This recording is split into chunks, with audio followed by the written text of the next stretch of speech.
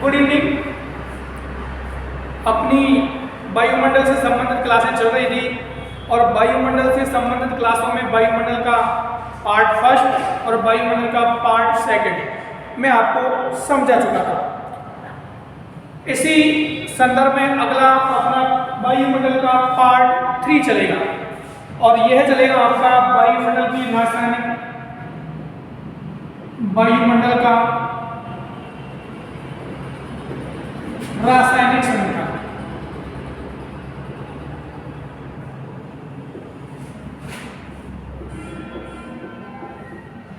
क्या चलेगा? वायुमंडल का रासायनिक संगठन, ये अपना टॉपिक चलेगा। वायुमंडल का रासायनिक संगठन टॉपिक चलेगा। और देखिए, रासायनिक संगठन के आधार पर वायुमंडल को 2 भागों में बांटा गया है। कितने भागों में बांटा गया है? 2 भागों में। सममंडल और दूसरा है आपका विषममंडल।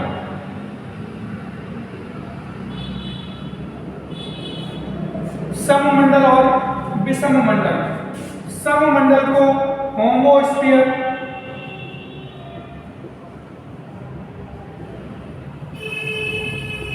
और विषममंडल को हेट्रोस्फीयर।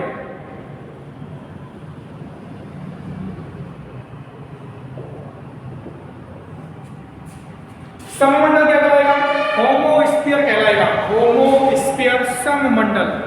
विषममंडल कहलाएगा हेट्रोस्फीयर। रासायनिक संगठन के आधार पर वायुमंडल को 2 भागों में बांटा गया है।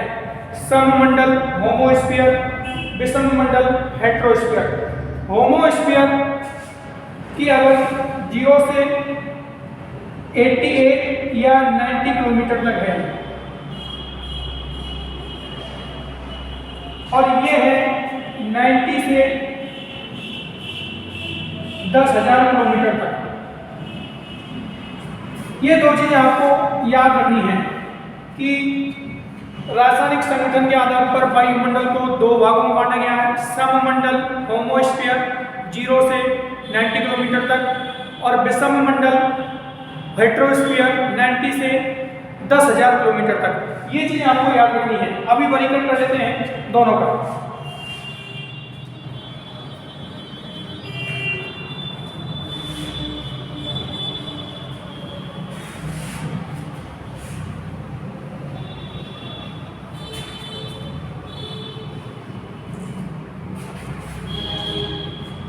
देखिए,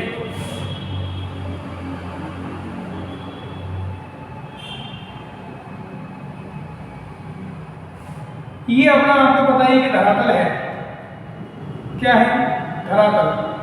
धरातल से जैसे जाओगे आप, सबसे पहले कौन सा मंडल आएगा? क्षोभ मंडल आएगा। कौन सा मंडल?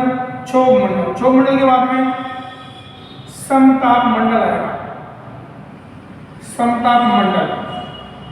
उसके बाद में मध्य मंडल। कौन सा मंडल आएगा? मध्य मंडल। यही तक होती है मध्य मंडल पर। यहां आप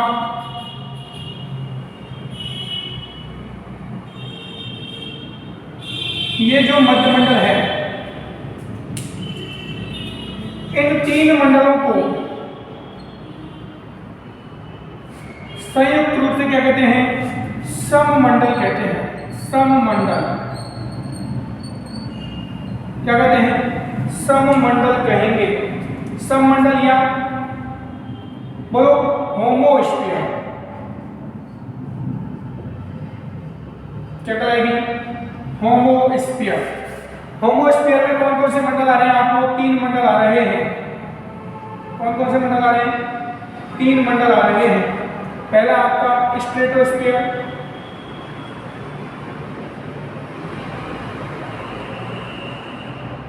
ट्रोपोस्फीयर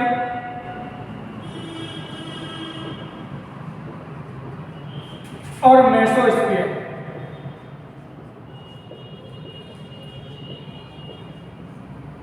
ट्रोपोस्फीयर क्षोभमंडल, स्ट्रेटोस्फीयर समतापमंडल और मेसोस्फीयर मध्य मंडल। ये 3 मंडल किसमें आएंगे? आपके सममंडल में आएंगे। किसमें आएंगे? सममंडल में आएंगे। ठीक है, इनकी जो ऊंचाई है 0 किलोमीटर से और कितनी तक मानी गई है? 88 या 90 किलोमीटर तक मानी गई है। क्लियर? उसके बाद आता है आपका आयन मंडल। कौन सा मंडल? आयन मंडल। उसके बाद में है आपका बाह्य मंडल या बहिर्मंडल, और इसकी ऊंचाई मानी गई है 1000 किलोमीटर तक, सॉरी 10,000 किलोमीटर तक। कितने किलोमीटर तक? इस मंडल को संयुक्त रूप से क्या कहते हैं? विषम मंडल कहा गया है। क्या कहा गया है? विषम मंडल। ये हो जैसे हेट्रोस्फीयर कहते हो आप, हेट्रोस्फीयर।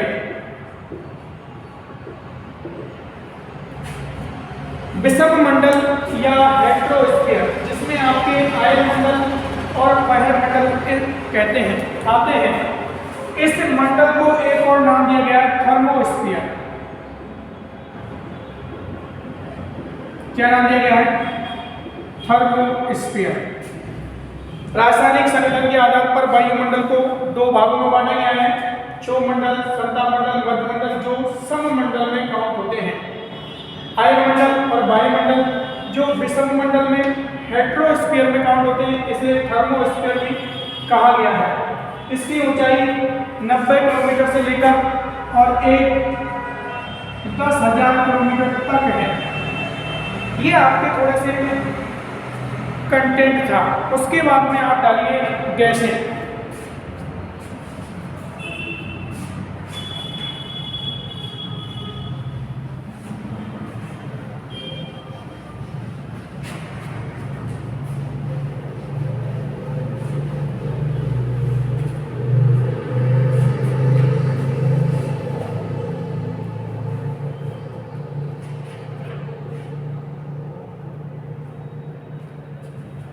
देखो गैसें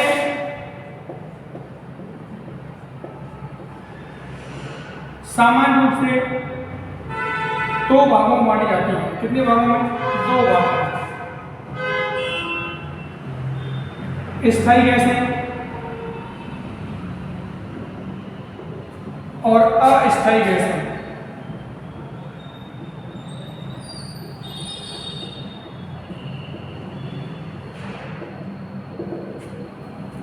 स्थायी गैसें कौन सी होती हैं, क्या होती हैं?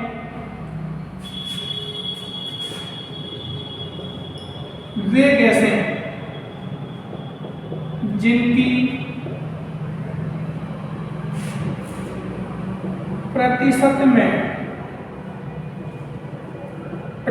या मात्रा में परिवर्तन नहीं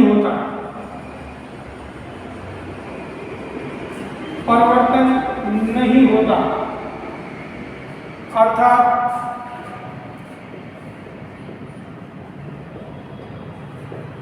इनकी मात्रा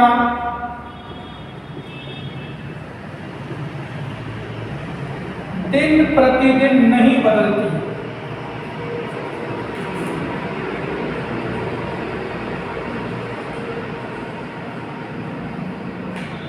इनकी मात्रा दिन प्रतिदिन नहीं बदलती है। जैसे आप देख सकते हो कौन सी गैसें हैं? नाइट्रोजन। कौन सी है? नाइट्रोजन। दूसरा है ऑक्सीजन और है आर्गन। इन गैसों की मात्रा दिन प्रतिदिन नहीं बदलती है। ये चीज आपको याद रखनी है। नाइट्रोजन, ऑक्सीजन, आर्गन ऐसी गैसें जिनकी मात्रा या प्रतिशत में दिन प्रतिदिन परिवर्तन नहीं होता, क्या कहलाएंगी? स्थायी गैसें। अस्थायी गैसें वे गैसें जिनकी मात्रा में परिवर्तन दिन प्रतिदिन होता रहता है।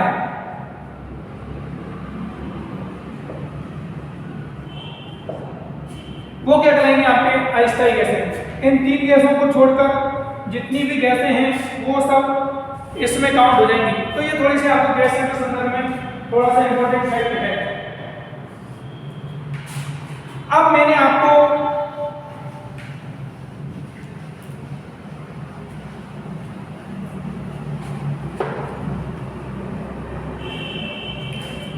एक चीज टॉपिक के बारे में बताया था जो आपके सबके समझ में आ रहा होगा।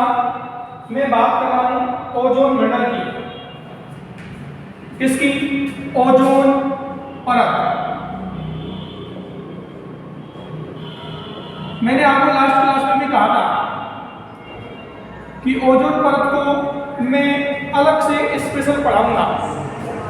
तो ये ओजोन परत जो है किस प्रकार कार्य करती है, पहले तो आप देखो ओजोन परत को पृथ्वी का रक्षा कवच,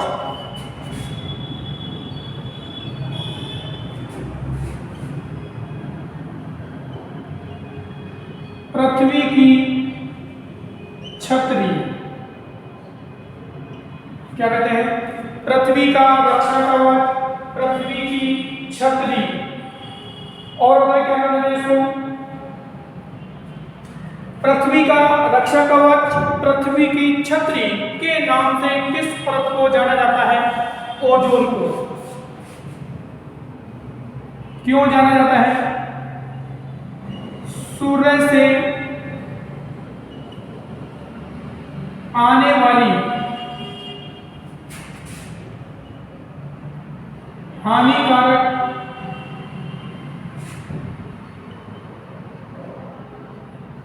पराबैंगनी किरणों को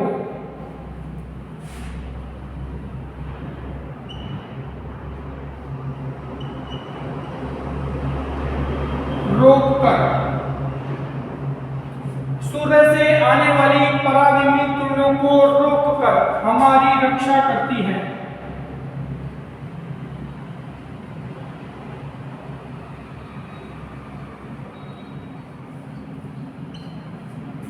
कौन सी परत?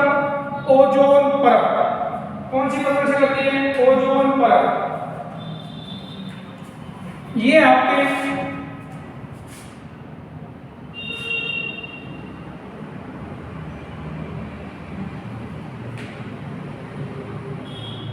ये आपका क्षोभ मंडल है।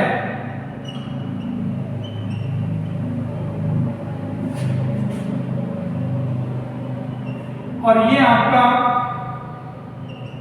समताप मंडल है। कौन सा मंडल है? समताप मंडल।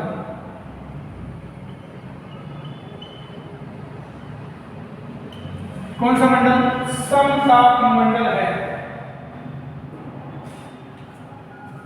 और समताप मंडल कहां से है? 50 किलोमीटर तक है। कितने किलोमीटर तक?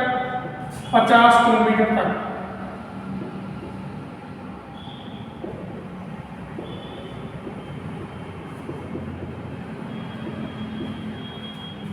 ठीक है। आप देखिए ये जो समताप मंडल है, इस समताप मंडल में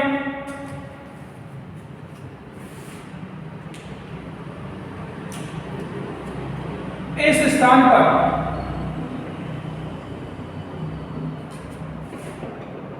एक गैस पाई जाती है। क्या पाई जाती है इस स्थान पर?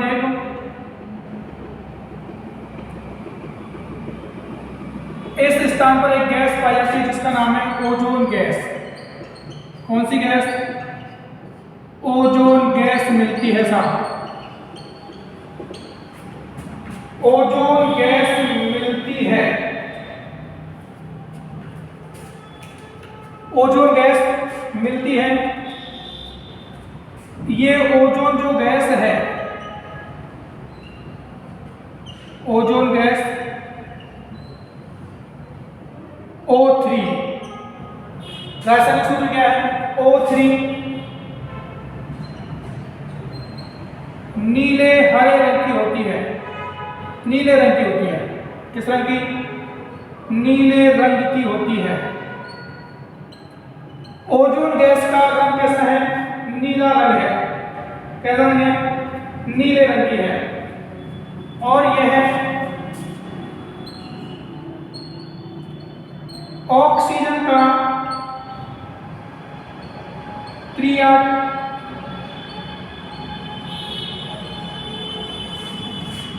रूप है, क्रियान्वित रूप है।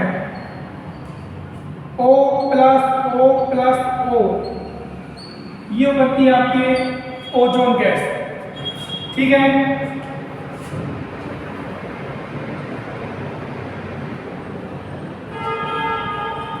अब देखिए, आप सब पढ़ते हैं कि ओजोन गैस में छिद्र हो गया है या ओजोन गैस में कमी आ गई है। तो आप देखिए कि ये आपके विषुवत रेखा है और इधर क्या है? ध्रुव है। तो इस स्थान पर जैसे मैंने कह दिया कि ये जो ओजोन क्षेत्र है, इस स्थान पर ये ओजोन क्षेत्र इतना पतला है, क्या है? और यहां पर ये परत क्या है? मोटी है। और इस स्थान पर ये परत क्या है? कम पतली है, परत पतली है। मतलब यहां पर ओजोन गैस की कमी है। ठीक है, ओजोन गैस की कमी है, परत पतली है। इसका मतलब ये है, आप जो सामने पढ़ते हो ओजोन परत में छिद्र होना, वो इसी को बोलते हैं। ओजोन गैस की परत पतली क्या बोलते हैं? छिद्र होना। और इसकी खोज की थी जोसेफ फोरमैन ने। Joseph foreman.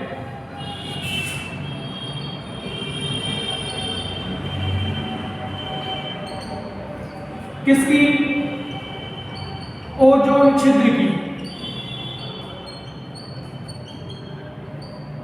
ओजोन छिद्र की खोज जोसेफ फोरमैन के द्वारा की गई। उन्होंने कहा कि ओजोन गैस किसी स्थान पर ज्यादा है और किसी स्थान पर कम है, जिसका कारण क्या है? जिसका कारण है CFC। क्या है? ओजोन परत का, ऐसे लिखो, इसको नुकसान,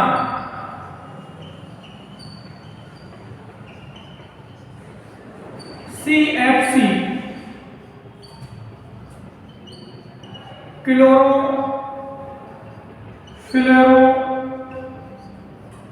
कार्बन के द्वारा होता है। किसके द्वारा होता है? क्लोरोफ्लोरोकार्बन, CFC के द्वारा इसको नुकसान होता है। ये CFC क्या है? ये औद्योगिक रासायनिक संश्लेषण का मिश्रण है। औद्योगिक रासायनिक क्या है? संश्लेषण मिश्रण है। ये चीज आपको याद रखनी है, इससे नुकसान होता है। और अगर आप नोट डाउन कर सकते हो, अगर ये परत नहीं होती तो पृथ्वी पर जीवन संभव नहीं होता। कौन सी परत नहीं होती? ओजोन परत नहीं होती तो पृथ्वी पर जीवन संभव नहीं होता। इसे पृथ्वी का रक्षा कवच कहते हैं। अगर ओजोन परत नहीं होती तो सूर्य से आने वाली हानिकारक पराबैंगनी किरणें धरातल पर आती और यहाँ पर बहुत सारी बीमारियों का उद्भव हो, बीमारियों को पैदा करती। ये आपके देखिए, इस ओजोन परत की वजह से अगर ये नहीं होती देखो तो मनुष्य में अधिक चिड़चिड़ापन होना, न्यूजीलैंड में भेड़ों के बाल उड़ना और त्वचा कैंसर जैसी मुख्य बीमारियां हो जाती। इस जैसी त्वचा कैंसर जैसी मुख्य बीमारियां इसी से हो जाती हैं।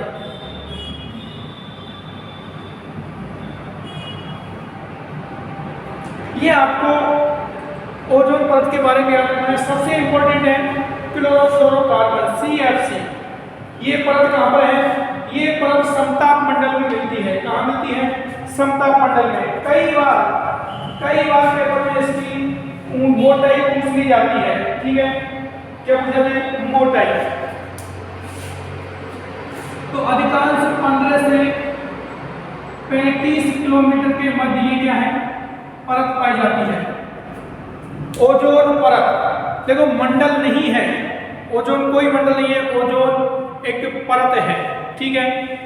ये आपका वायुमंडल कंप्लीट हो गया। वायुमंडल से संबंधित आपको पार्ट फर्स्ट, पार्ट सेकंड और पार्ट थर्ड अच्छे से देखने हैं, उसके बाद क्वेश्चन सॉल्व करने हैं। फिर भी आपको कोई प्रॉब्लम होती है तो वो आपकी सॉल्व करवा दी जाएगी। Thank you, all the best.